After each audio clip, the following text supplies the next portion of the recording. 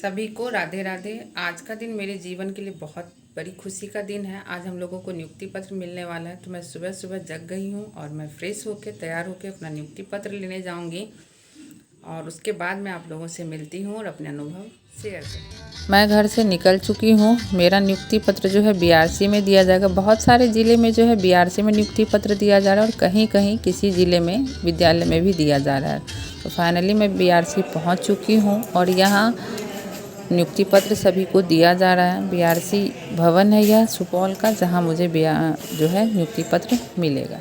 आज के दिन का इंतज़ार बहुतों के जीवन में बहुत खास रहा और मैं भी इस पल का बहुत बेसब्री से इंतज़ार की थी। ये जो है सुपौल का बीआरसी केंद्र है, जहां आज हम लोगों को नियुक्ति पत्र मिल रहा है।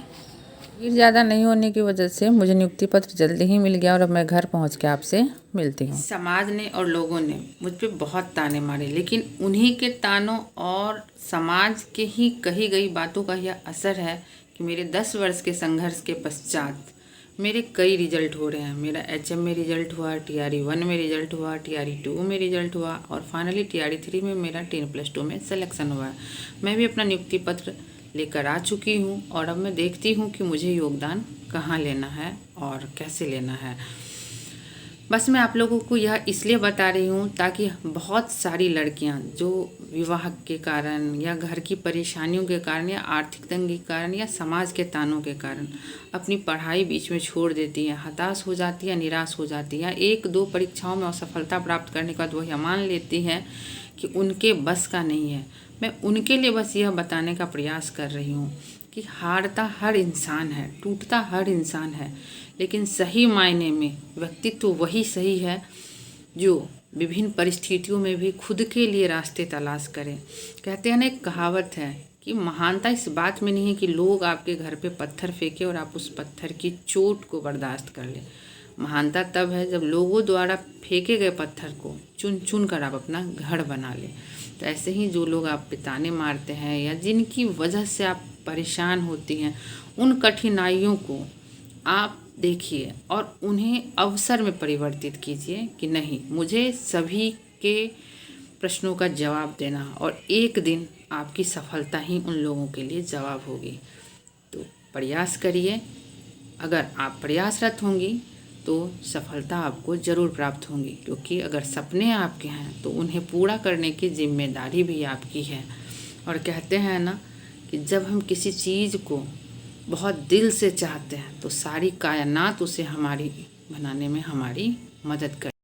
आज सभी ज़िले के शिक्षकों जो टीआरई 3 में कम्पीट किए हैं उन्हें नियुक्ति पत्र और विद्यालय पदस्थापन पत्र मिल चुका है। तो हमारे सपनों का जो विद्यालय है वो हम सभी को प्राप्त हो चुका है। अब बारी है हमारे योगदान और नियुक्ति की और उसके बाद अपने कर्तव्य पे चलने की, जिस पे चल के हम इस देश के भविष्य बच्चों का संवार सकते हैं। संघर्ष चाहे कितनी भी बड़ी क्यों ना हो, अगर आप संघर्ष से पीछे नहीं हटते हैं, कड़ी मेहनत करते हैं और लगन के साथ परिश्रम करते रहते हैं, तो एक दिन उस परिश्रम का फल आपको बहुत ही सुंदर रूप में मिलता है और वह होता है आपका परिणाम।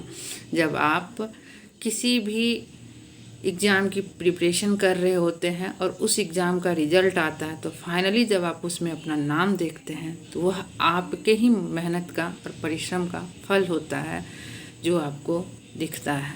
तो इसलिए कहते हैं कि लहरों से डरकर नौका पार नहीं होती, लहरों से डरकर नौका पार नहीं होती, कोशिश करने वालों की कभी हार नहीं होती। तो हर कोई जो लगे रहते हैं दृढ़ इच्छा शक्ति के साथ, अपने आत्मविश्वास के साथ, उन्हें एक न एक दिन सफलता मिलती है।